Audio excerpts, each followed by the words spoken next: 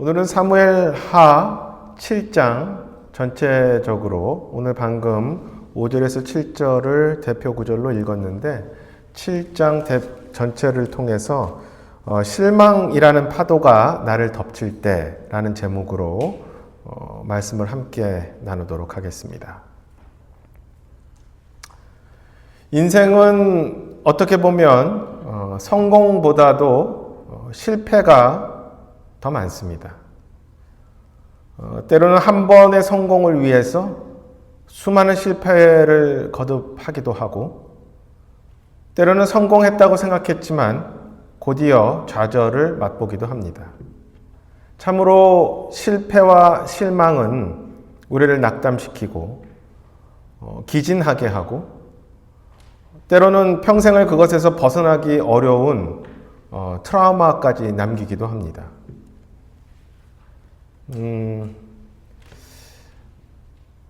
어떤 사회자가 그 할머니에게 이제 막 질문하고 답하고 이런 걸 하다가 할머니에게 남편을 한마디로 표현하면 무엇과 같은가 이렇게 물어봤습니다.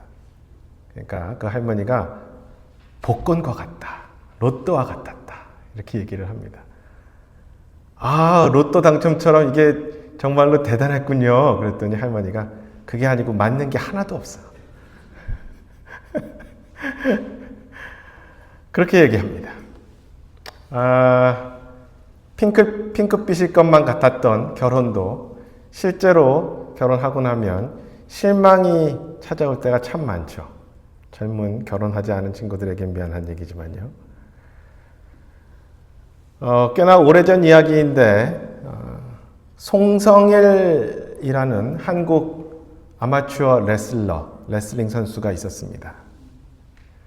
그 송성일이라는 선수는 보기 드물게 197cm, 110kg 나가는 한국에서는 보기 드문 거구의 헤비급 선수였었고 얼굴도 굉장히 잘생겼습니다.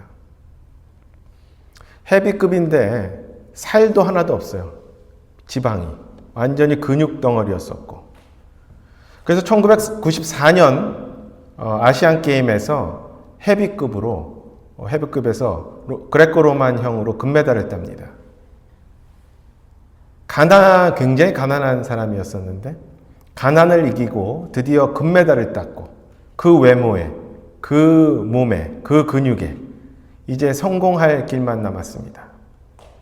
일본 프로레슬링이 굉장히 유명하죠. 특히 그때는 더 유명했는데 프로레슬러에서는 연일 러브콜이 있었습니다. 이제 우리하고 일하자. 굉장히 큰 거금을 제시하며 러브콜이 있었습니다. 그런데 바로 곧이어서 제가 기억하기에 왜 인간극장 같은 거 있잖아요. 그런데 이 사람이 나옵니다. 위암 말기였던 것입니다. 그 방송에서 그는 쓰린 속을 이렇게 움켜앉으면서 자기 동생이었던 것 같아요. 너 형 믿지? 그 힘든 훈련도 견뎌냈는데 이건 아무것도 아니야. 내가 이겨낼 수 있어. 속이 쓰린 것을 참고 아픈 것을 참으며 그냥 위약만 먹으면서 이를 악물고 훈련했는데 이것이 병을 키웠던 것이죠. 그는 정말 허망하게 제가 알기로 금메달을 딴 지 1년도 안 돼서 죽었습니다. 사망을 하고 맙니다. 참으로 인생이 얄궂고 참 그렇죠. 참으로 인생의 실망 아닙니까? 자기가 잘못된 일을 하다가 일이 틀어지면 크게 할 말이 없을 수도 있지만 때로는 심지어는 하나님의 일을 하려고 했었던 사람들조차도 좌절하고 실망하고 쓰러지는 경우가 참으로 많습니다. 야속할 정도로 내 인생의 실망이 그렇게 나에게 몰려올 때가 있는 것이죠. 실망이라는 파도와 씨름하는 것은 결코 쉽지 않습니다. 때로 실망은 사람을 너무도 짓눌러 감정적으로 정말 일생을 힘들게 하기도 합니다. 저도 그러한 인생의 실패의 경험이 있는데 이겨내는 게 평생 가도 잘 안 되더라고요. 저도 아직도 이겨냈다고 생각해도 또 남고 그렇습니다. 평생을 그 안에서 헤어나오지 못하고 있는 그러한 사람들도 있습니다. 그러나 물론 깨진 꿈을 딛고 일어나 승리의 삶을 사는 사람들도 또 있죠. 오늘은 다윗의 실망에 대해서 한번 같이 살펴보고 그 안에서 우리가 배울 것을 함께 나누어 보려고 합니다. 다윗은 큰 꿈을 가졌습니다. 그 꿈은 자신에게 너무나 좋으신 하나님을 위해 어떤 위대한 일을 하는 것이었습니다. 다윗은 오랜 시간 동안 힘들고 어려운 그러한 시간을 견딘 후 수많은 전쟁을 거친 후 평안한 시간을 보내고 있었죠. 이 시간을 하나님의 축복을 묵상하고 또 과거를 반성하기도 하고 하는 그러한 시간이었습니다.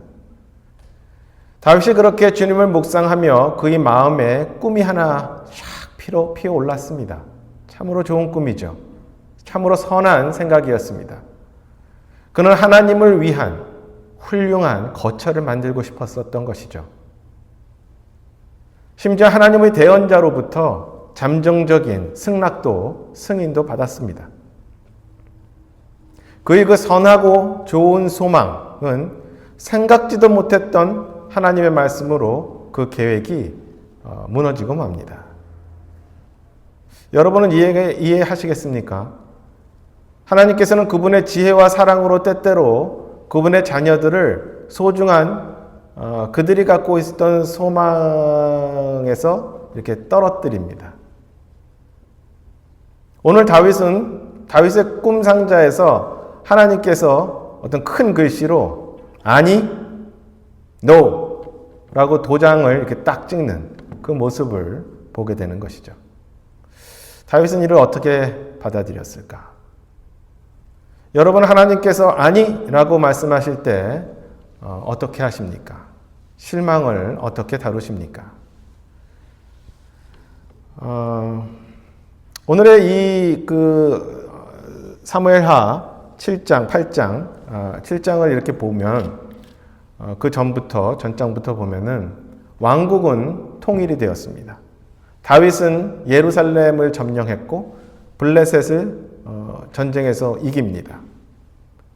다윗은 두로왕 히람이 지어준 아름다운 새 궁전에서 거하게 됩니다.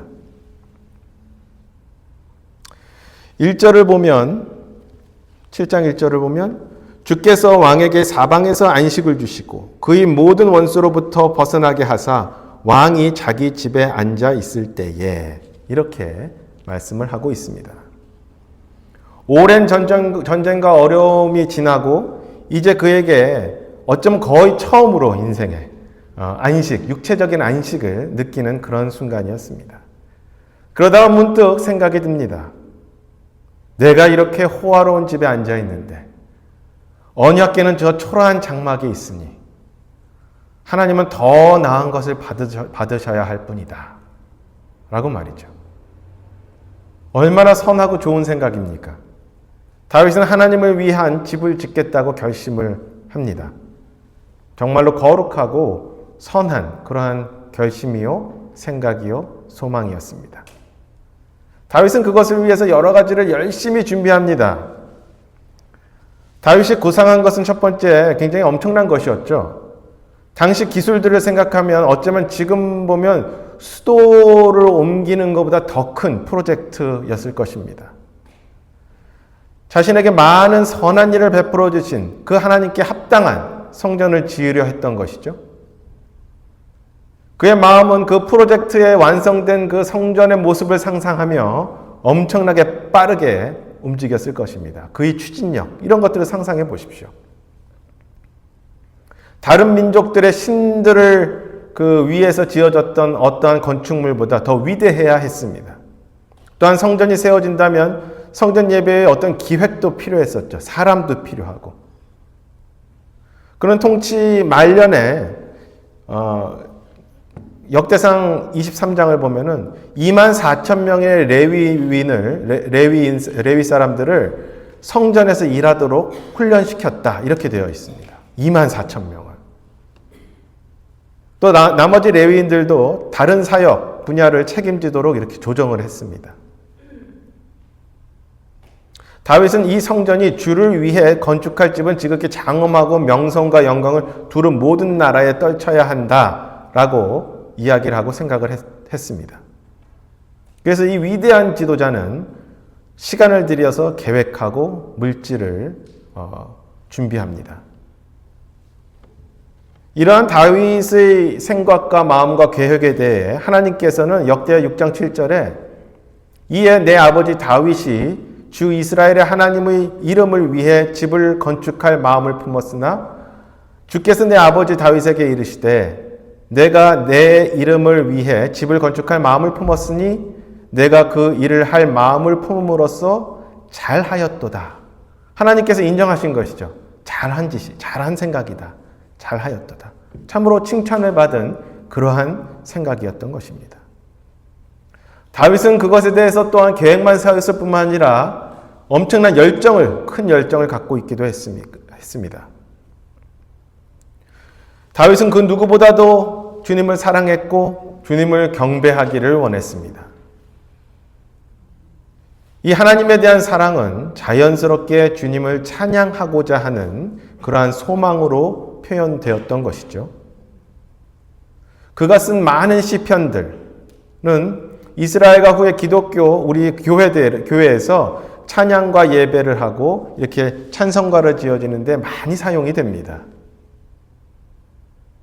그는 그렇게 주님을 예배하고 경배하기를 원했습니다. 40세도 안 된 이 지금 참 젊은 나이죠? 젊은 지도자 다윗의 마음은 주님에 대한 사랑으로 그렇게 막 흘러 넘쳤던 것이죠.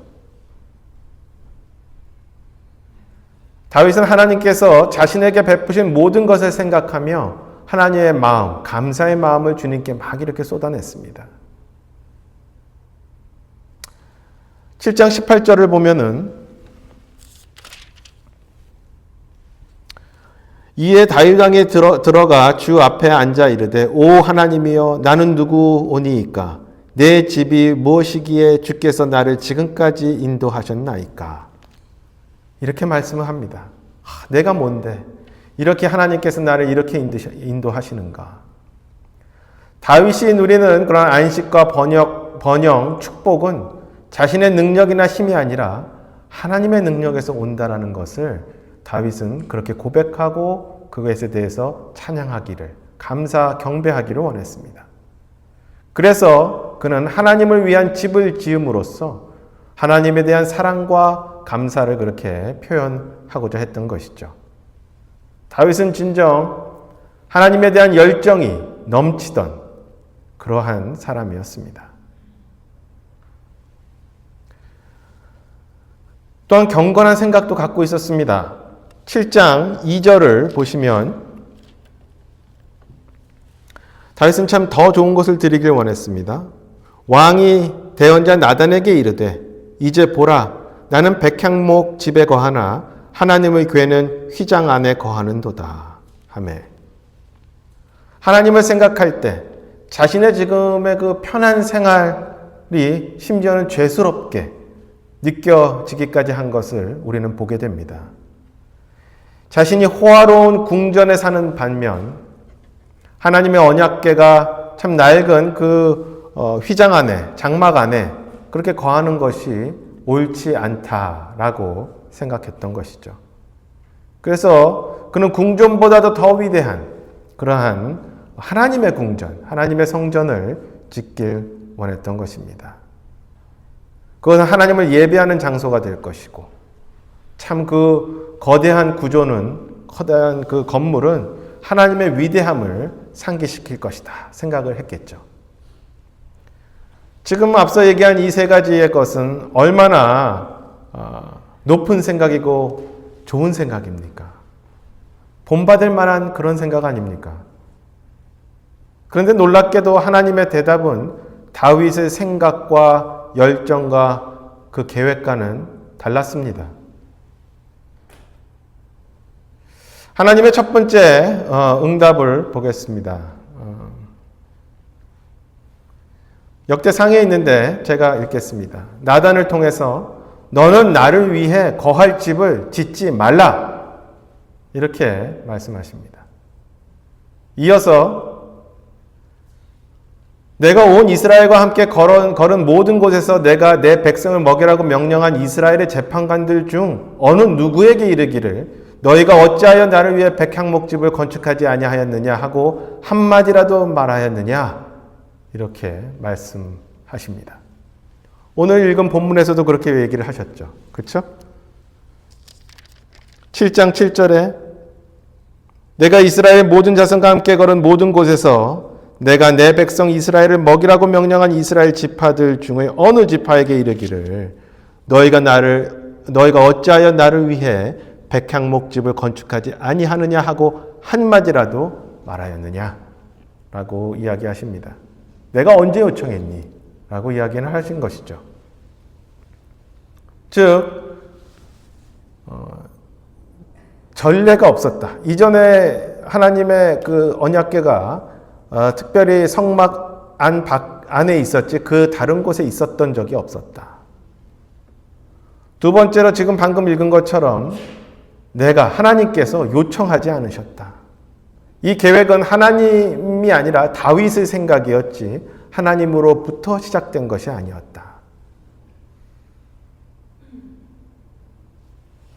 세 번째로 역대상 22장을 보면 이렇게 전쟁의 사람은 하나님의 집을 지을 수 없다. 이렇게 이야기를 하십니다. 역대상 22장 7절 8절을 보면 다윗이 솔로몬에게 이르되 내 아들아 나에 관하여는 주 내 하나님의 이름을 위해 집을 건축하려는 생각이 내게 있었으나 주의 말씀이 내게 임하여 이르시되 너는 피를 많이 흘렸고 큰 싸움을 많이 하였느니라. 내가 내 눈앞에서 땅에 피를 많이 흘렸으므로 내 이름을 위해 집을 건축하지 못하리라. 이렇게 말씀하십니다. 하나님의 집은 평화의 집이어야 된다라는 뜻인 것이죠.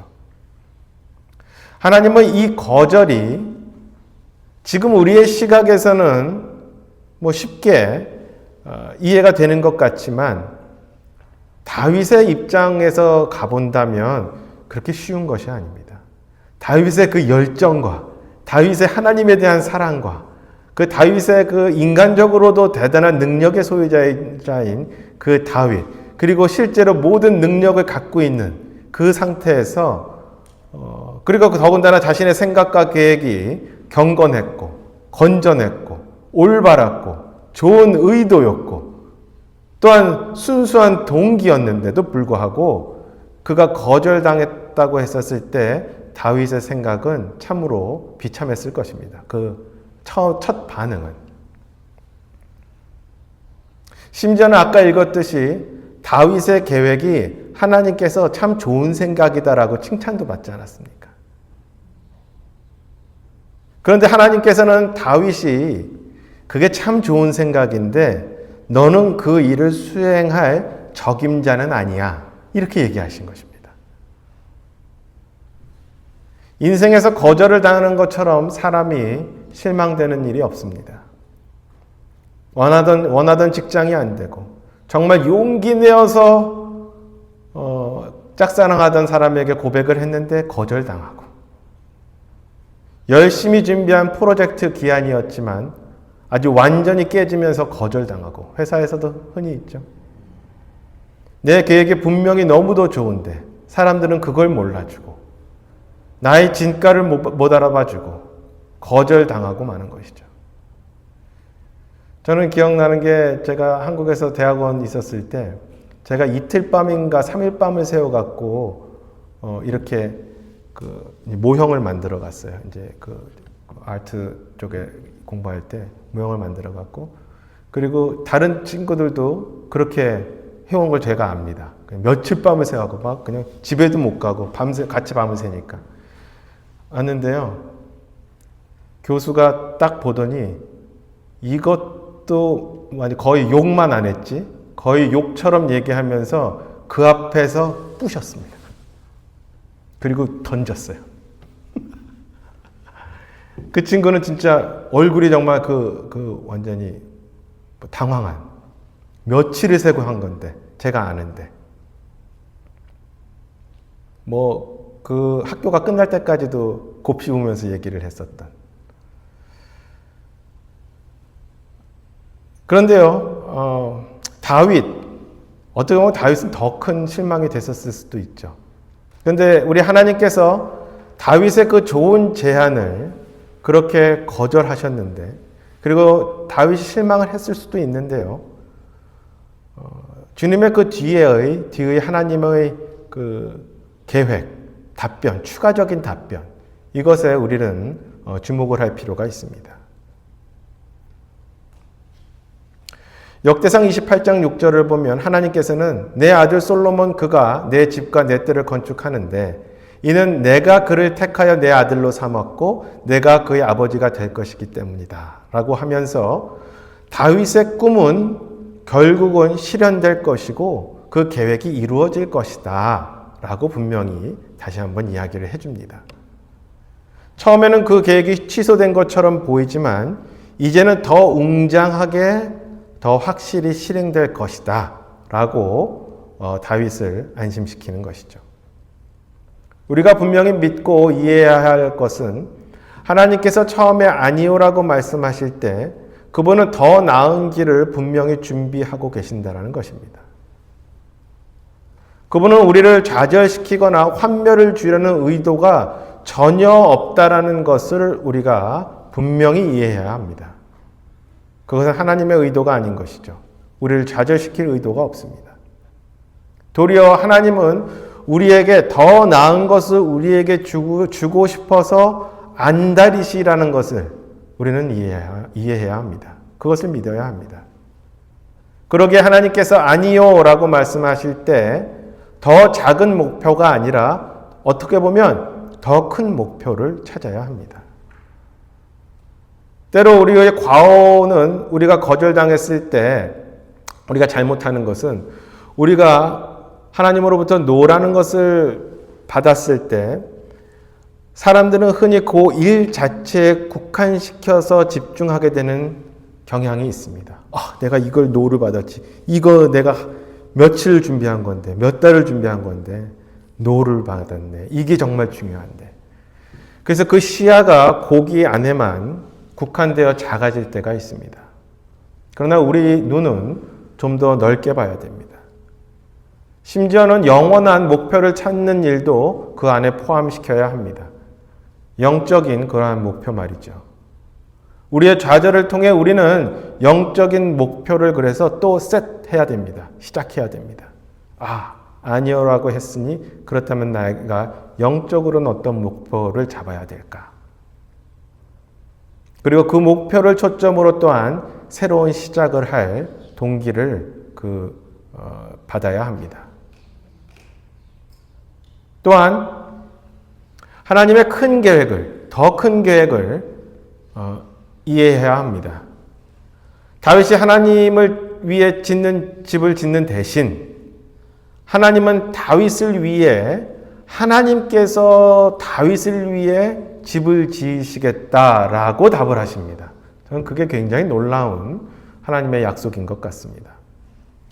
다윗은 하나님을 위해 돌과 벽돌로 된 그 집을 짓고 싶었지만 하나님은 다윗을 위해 왕조, 즉 그의 보좌에서 통치할 가문을 세우실 것을 약속하십니다. 하나님은 본질적으로 이렇게 말씀하셨습니다. 실망하지 말아라. 내가 어떻게 여기까지 왔는지 한번 보라. 목자에서 왕으로, 양떼를 이끌던 자에서 하나님의 백성을 이끄는 자로 내가 너와 함께 여태까지 계속해서 함께하지 않았느냐.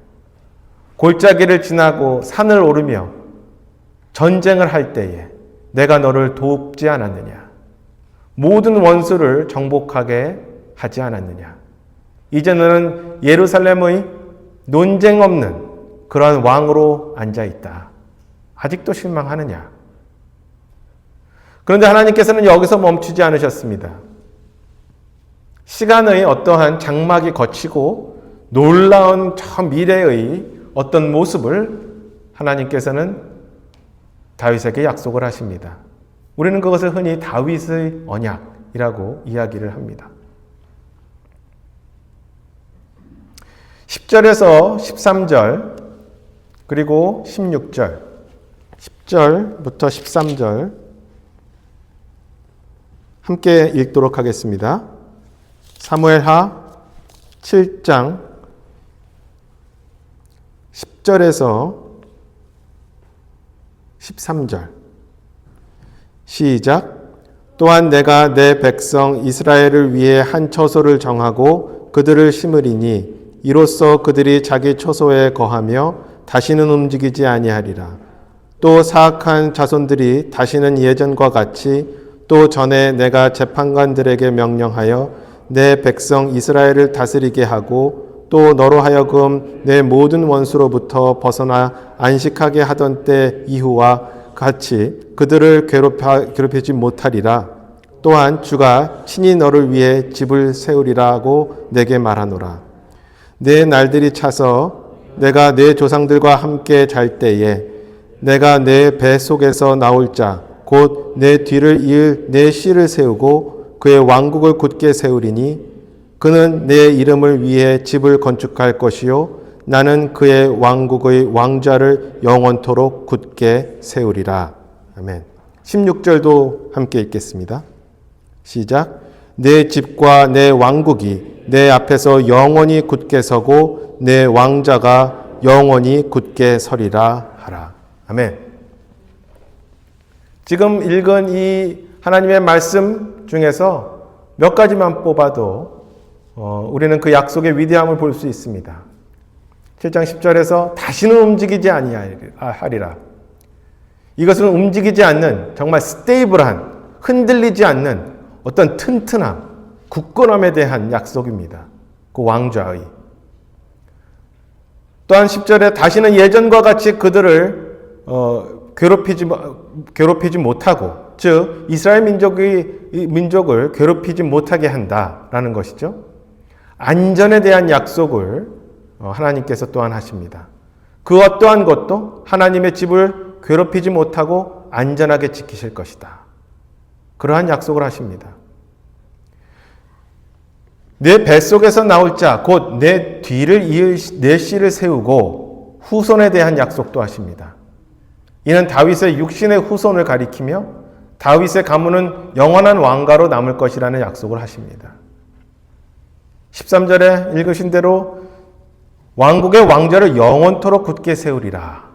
권위와 권세의 영원함을 약속하십니다. 영원히 굳건하게 세울 것이다. 같은 얘기로 내 집과 내 왕국이 16절에서 영원히 굳게 서고 영속의 영원한 약속을 세우시게 됩니다.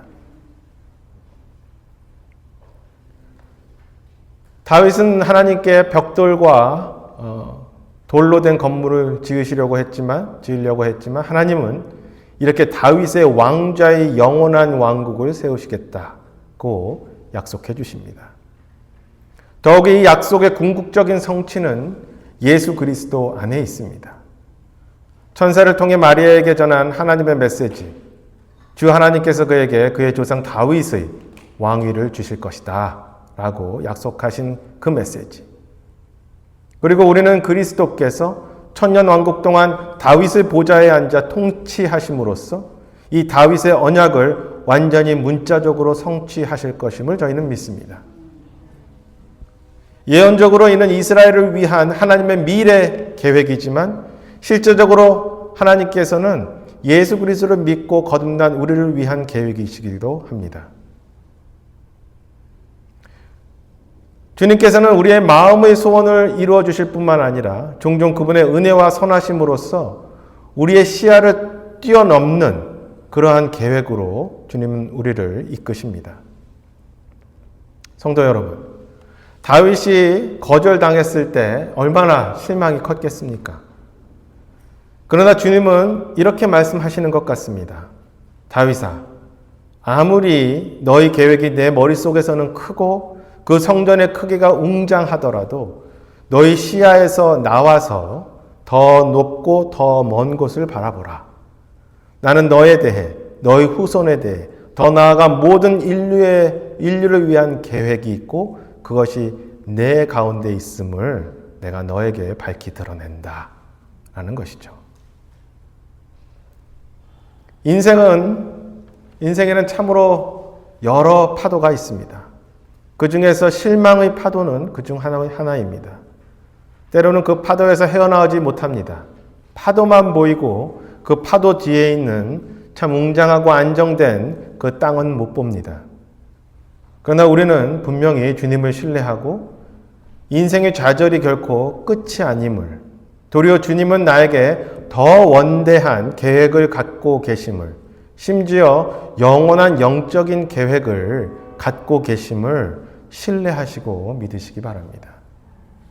결국 주님의 안 돼는 안 돼가 아닙니다. 주님의 안 돼는 내가 계획한 더 큰 것을 바라보라는 그러한 하나님의 인도입니다. 실망은 주님께서 우리에게 원하시는 것이 결코 아닙니다. 실망을 넘어선 신뢰를 주님께 드리기를 원합니다. 기도하겠습니다.